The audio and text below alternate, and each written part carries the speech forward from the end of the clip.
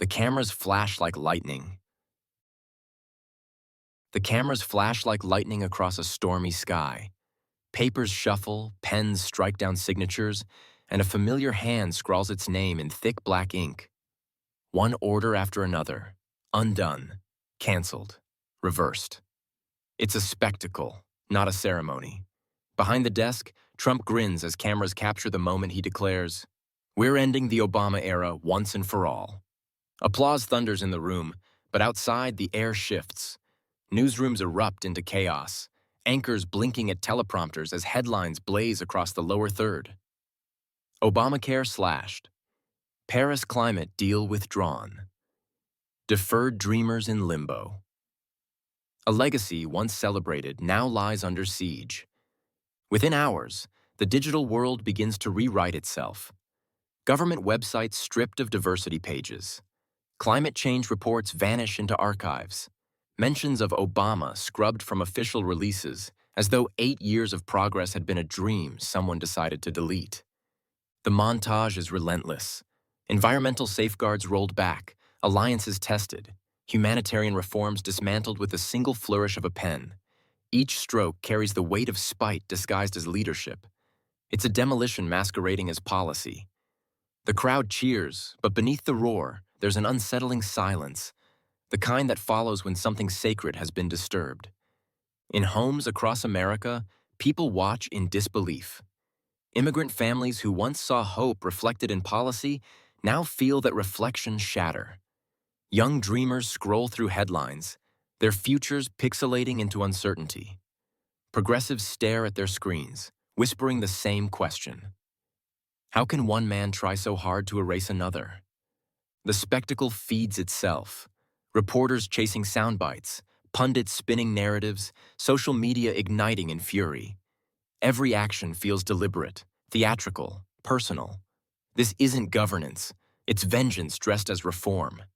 And yet, amid the noise, something feels off, like a story missing its second half.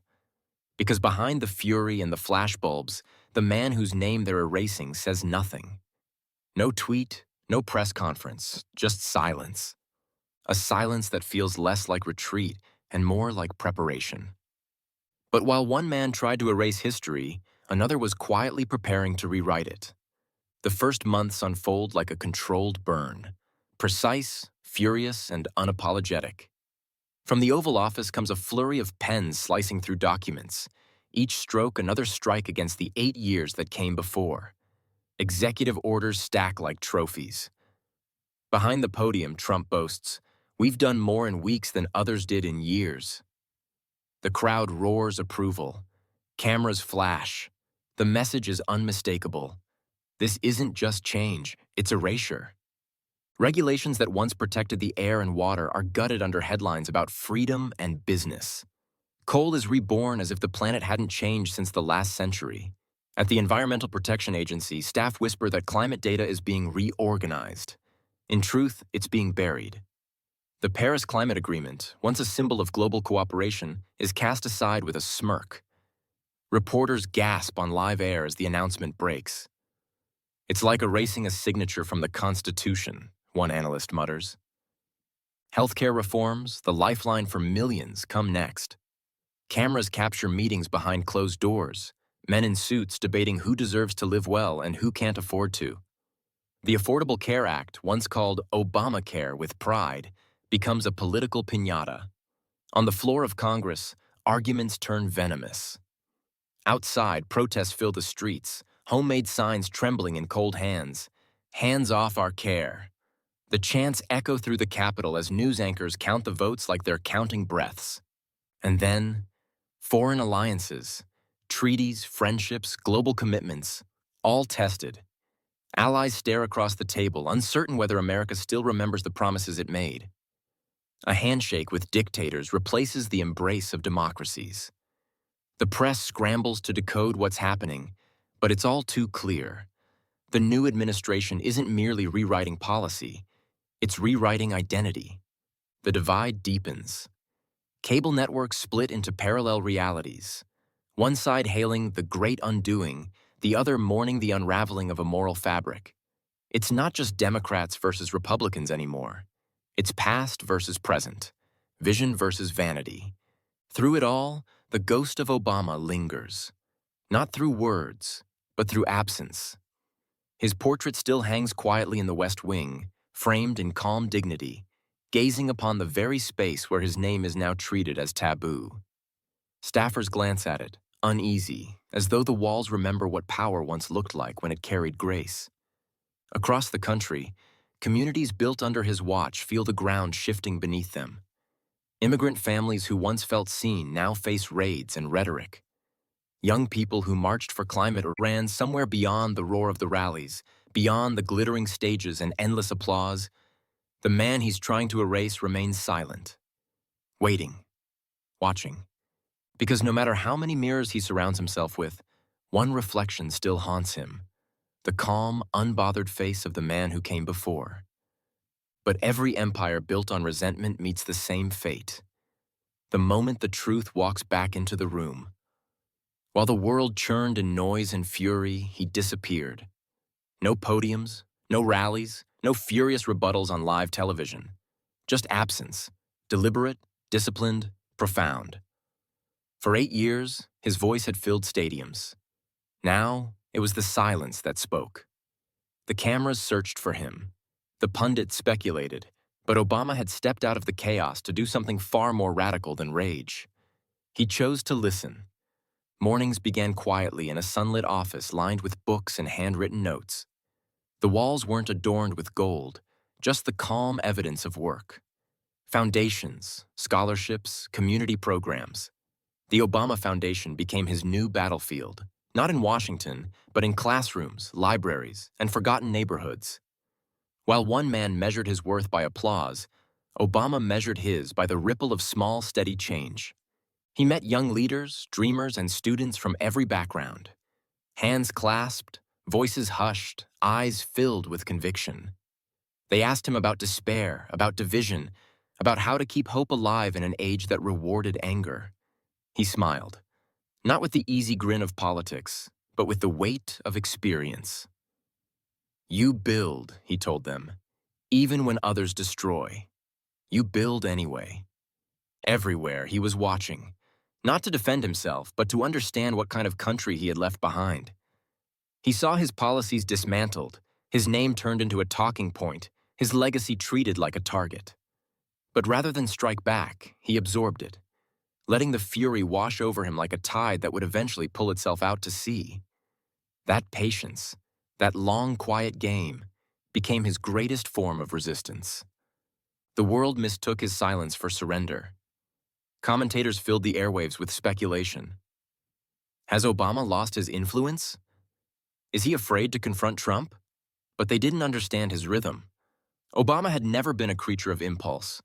His strength wasn't in the instant response. It was in the calibrated return. Behind the scenes, he was rebuilding the infrastructure of hope. Meetings with local organizers, late-night calls with civil rights leaders, quiet fundraisers for causes under threat. He spoke softly but strategically, guiding new voices to carry the message forward.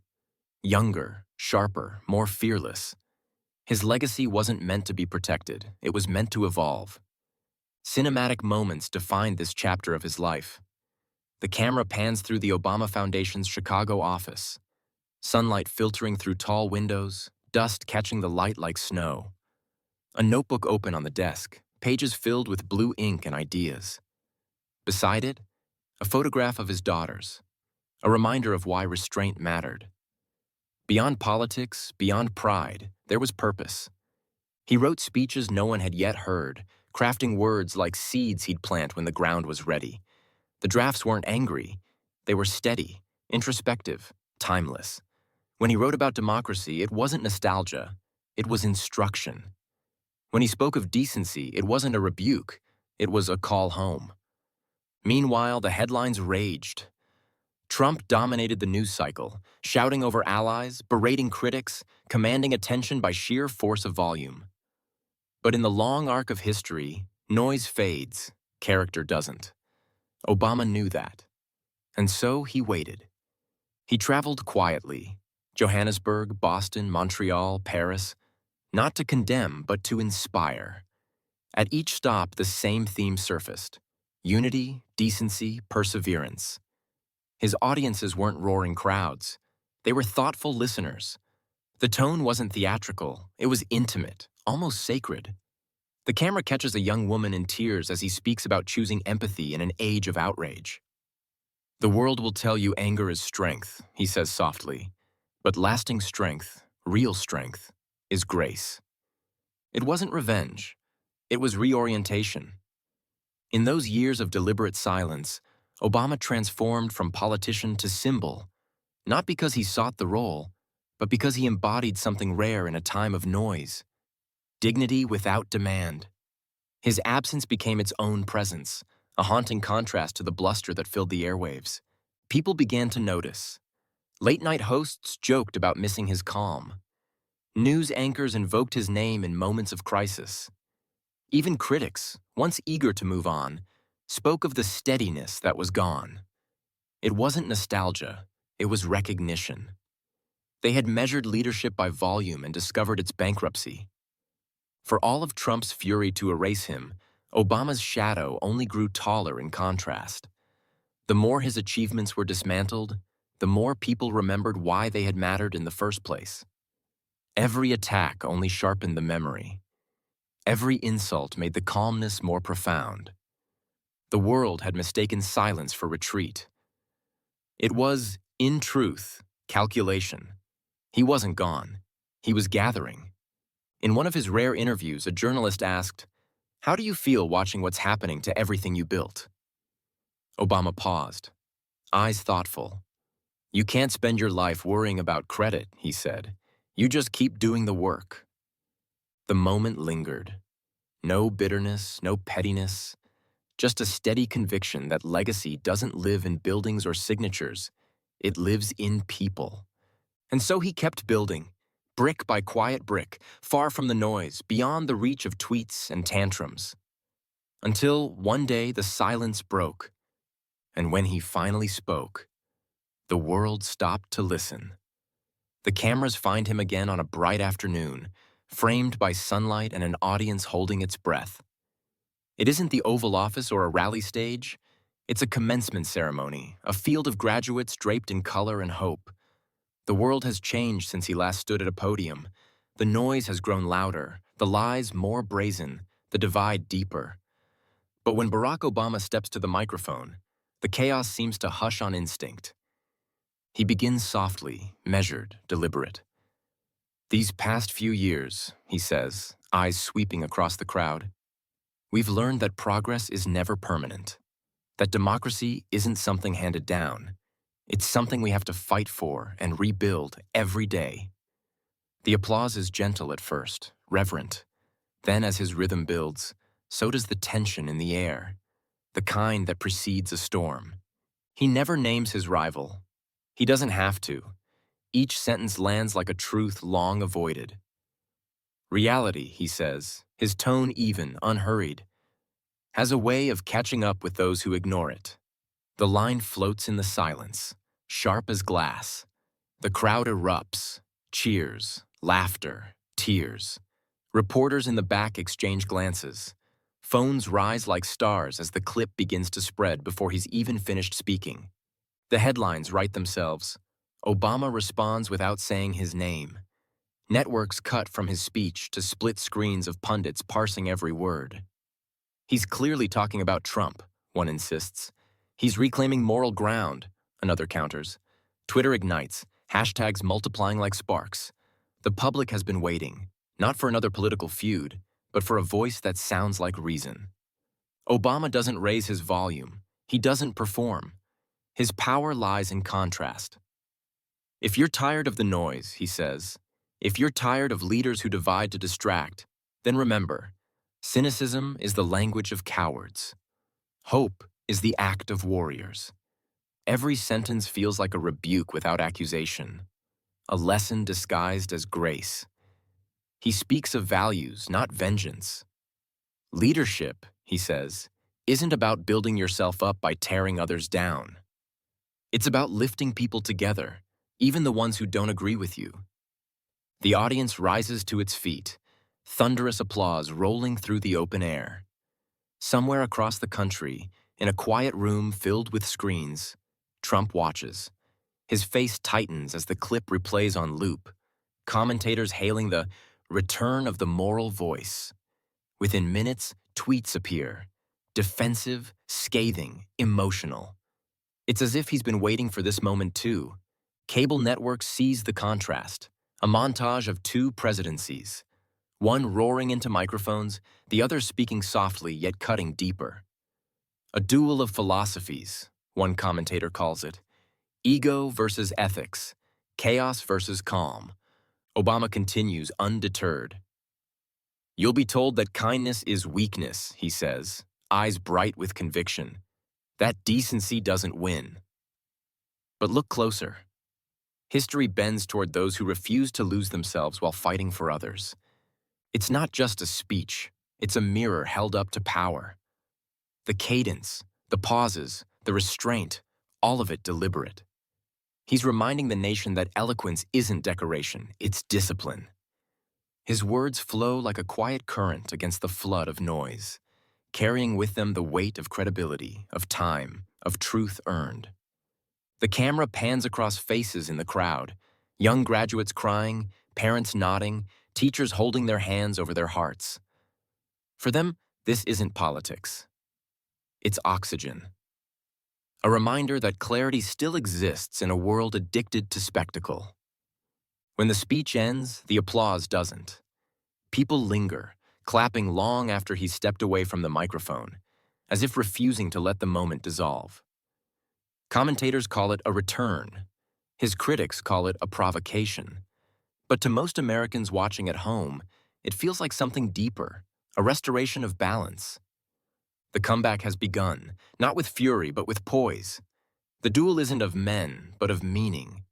And for the first time in years, it feels like truth has re-entered the conversation.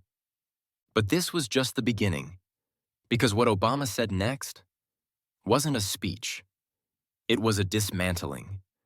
It begins, as all turning points do, with silence. A podium. A crowd that senses something historic is about to happen. Barack Obama stands beneath the vaulted ceiling of an auditorium packed with journalists, students, diplomats, faces lit by anticipation and camera flashes. No presidential seal, no campaign banners, just a single line projected behind him. The future we build together. He smiles. That same calm, knowing expression that always preceded a storm disguised as grace. You know, he begins softly, I've heard some folks say that what came before doesn't matter anymore. That we can wipe the slate clean and start fresh, as if history were just a whiteboard. A murmur ripples through the room. He pauses, looks up. But here's the thing about history, he continues, his tone sharpening like a blade concealed in velvet. You can't erase it. You can only reveal what you never understood about it. The first applause comes tentative, cautious. He lifts a hand, signaling restraint. See, legacies aren't written in ink, he says, leaning forward slightly. They're written in people, in the air they breathe, the care they receive, the planet they inherit. The crowd leans in, the tension crackles. On screens across the country, live captions crawl. Obama addresses rollback of policies, questions moral cost of erasure. Without naming names, every word slices through the mythology of the man who tried to undo him. When we protect clean air, Obama says, it's not about politics, it's about breathing. When we welcome immigrants, it's not charity, it's the American promise. When we give families health care, it's not handouts, it's humanity. Each line lands with the precision of a surgeon and the force of a storm. The audience feels it, that old rhythm, that mastery of cadence and contrast. Hope, sharpened by memory. Calm, turned into power. He glances toward the cameras. You can tear down programs, but you can't tear down purpose. You can erase a name from a building, but not from the hearts of those who believed in something better. There's a pause, intentional, weighty. Then the room erupts. Applause crashes like thunder. The moment feels less like a speech and more like a reckoning. Online, the clips explode. Hashtag surge. Hashtag the comeback. Hashtag legacy lives. Hashtag dignity wins. News anchors stumble over superlatives. This wasn't politics, one says on air. It was poetry as resistance. Meanwhile, in the West Wing's echo chamber of screens and gold trim, Trump's reaction comes swiftly. The tweets fire off in real time, angry, defensive, riddled with capital letters. Failed president. Fake history. We're fixing his mess. But every post only amplifies the contrast. On one side, fury and noise. On the other, silence and poise. Obama doesn't respond. Not a word, not a wink. The restraint itself becomes the headline. Obama's silence says everything. In Europe, a prime minister quotes his line about history.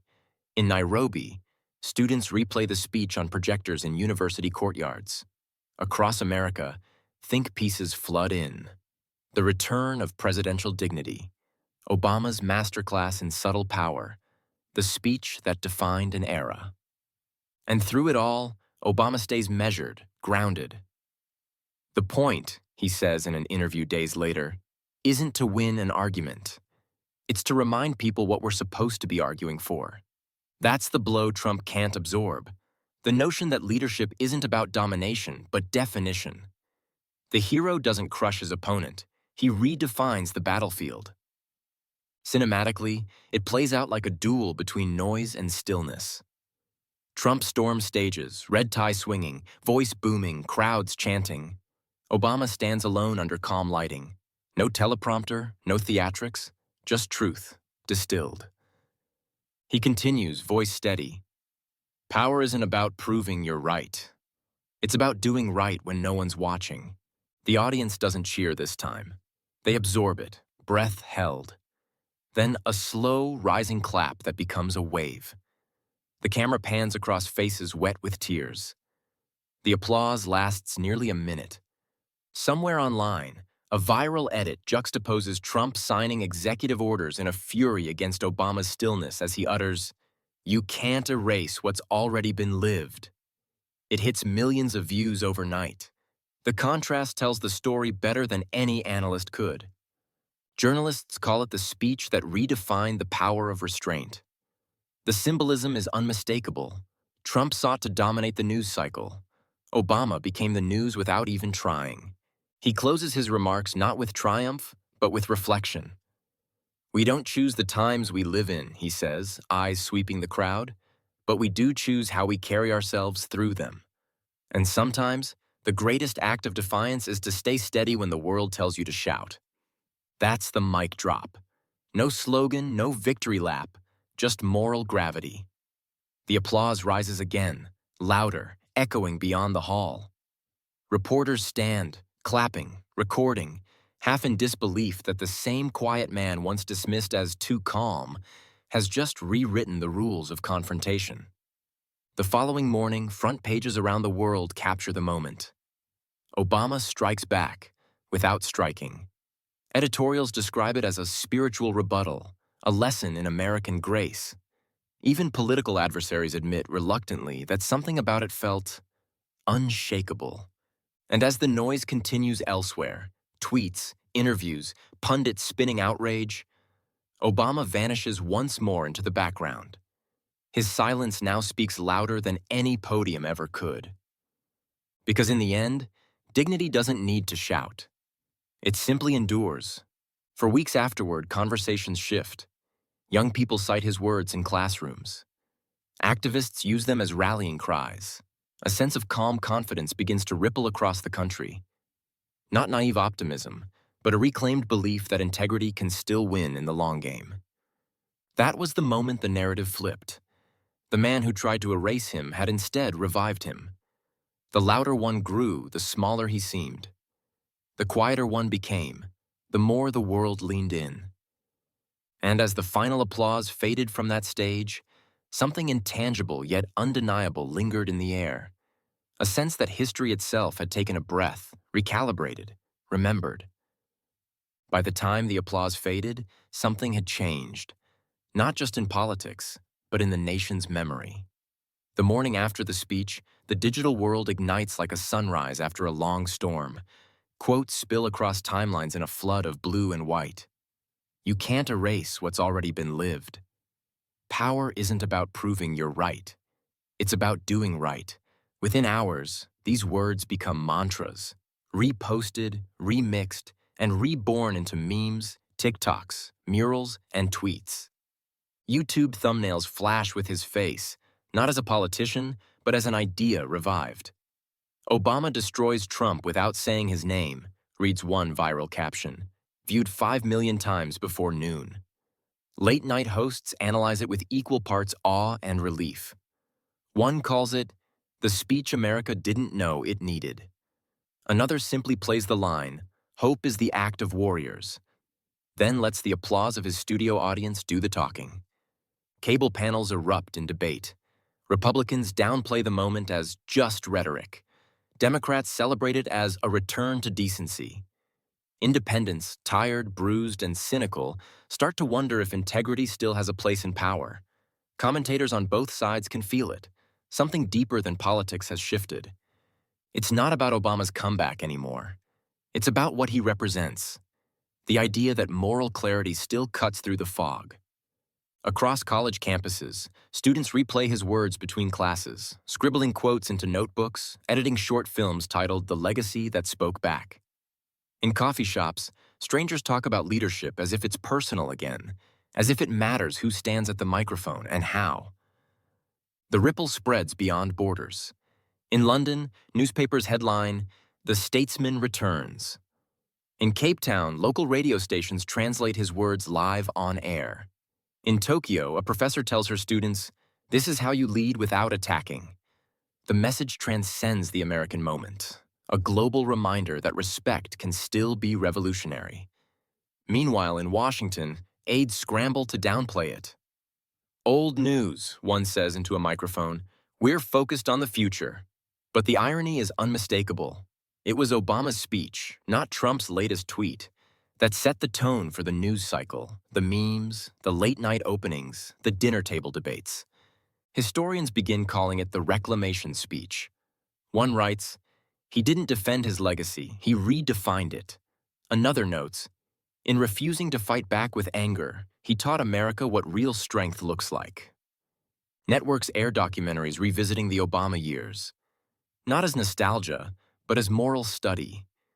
Old footage of him signing the Affordable Care Act, embracing soldiers, laughing with children in the White House garden, now cut against the backdrop of his quiet resurgence. It's not the past reanimated. It's the past proving it still matters. Even pop culture catches fire.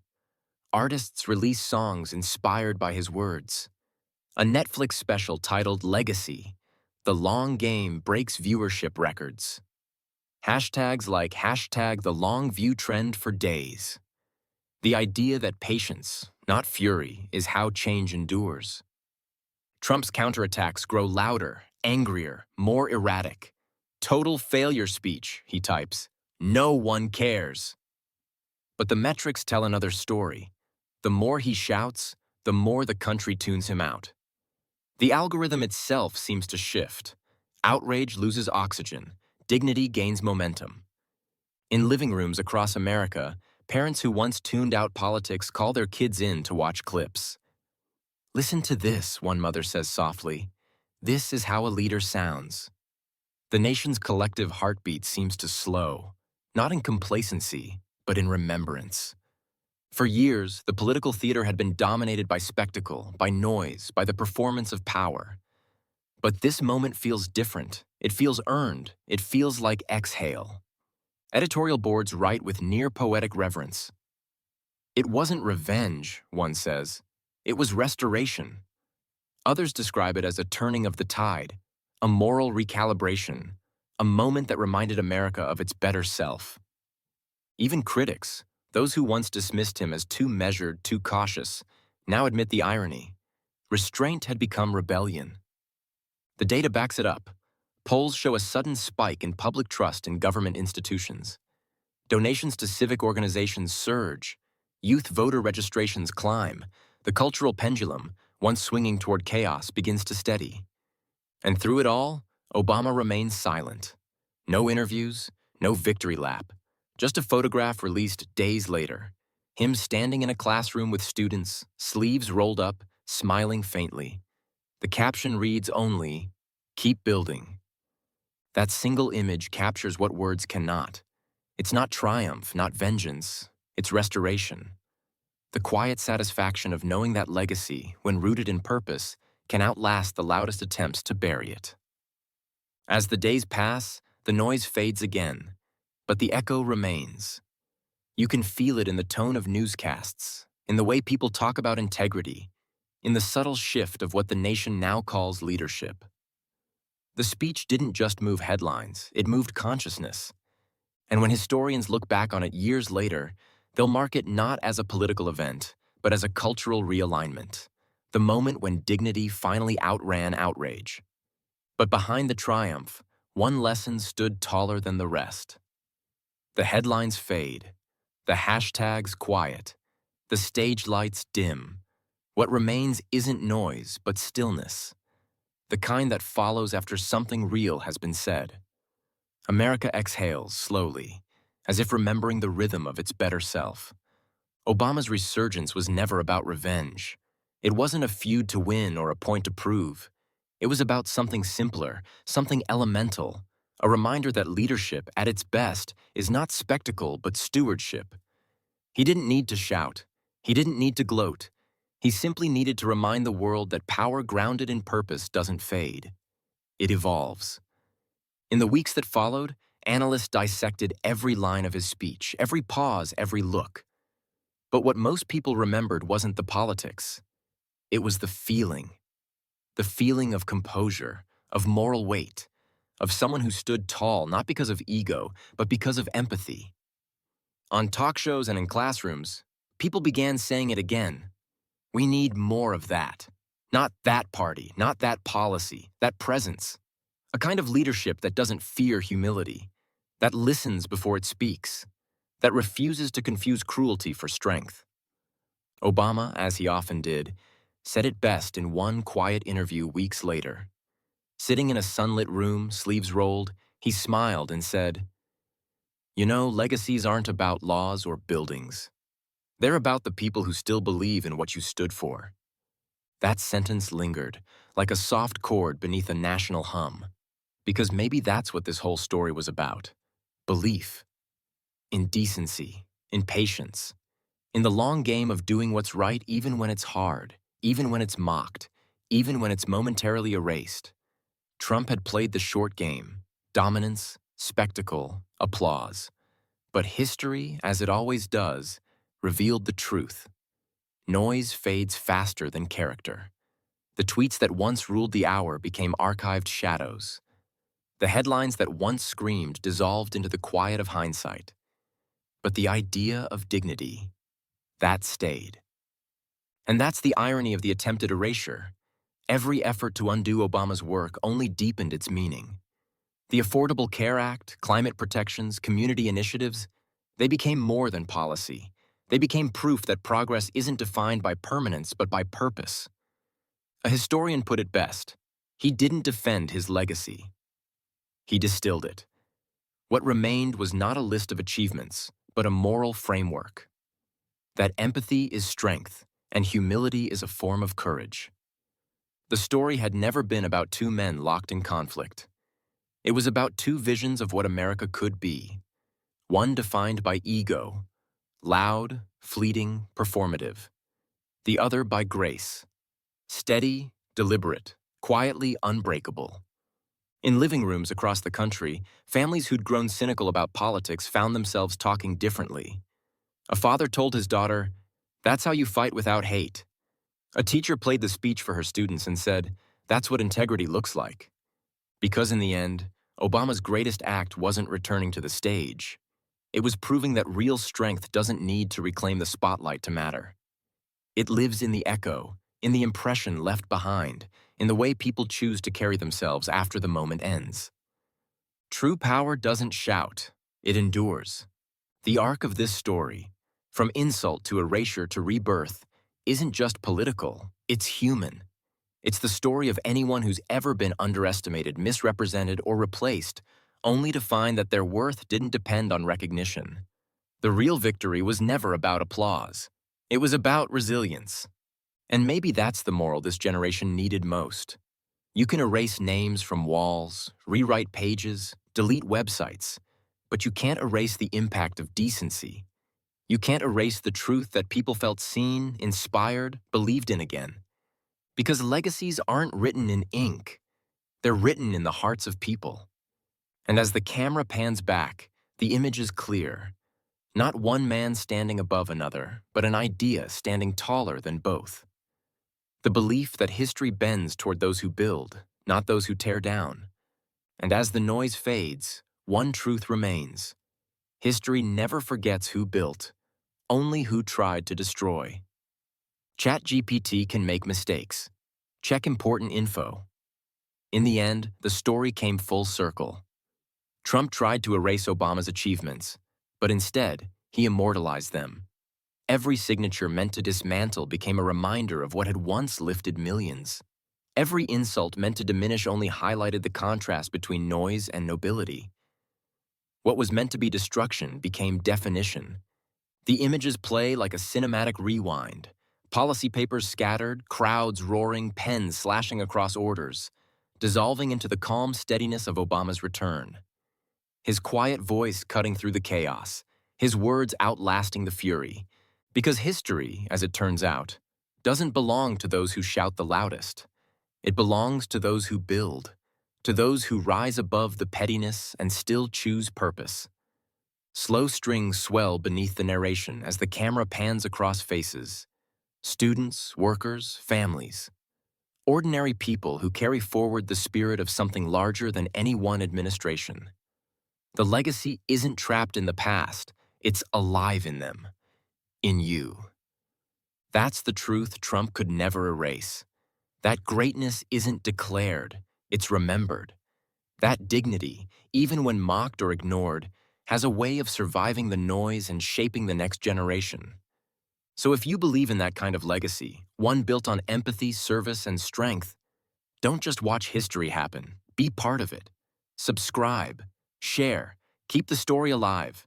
Because every voice that stands for dignity adds another line to the record no one can rewrite. The music fades, leaving a single resonant truth. One that has carried through every act of this story, every rise and every fall. Because in the end, dignity always wins.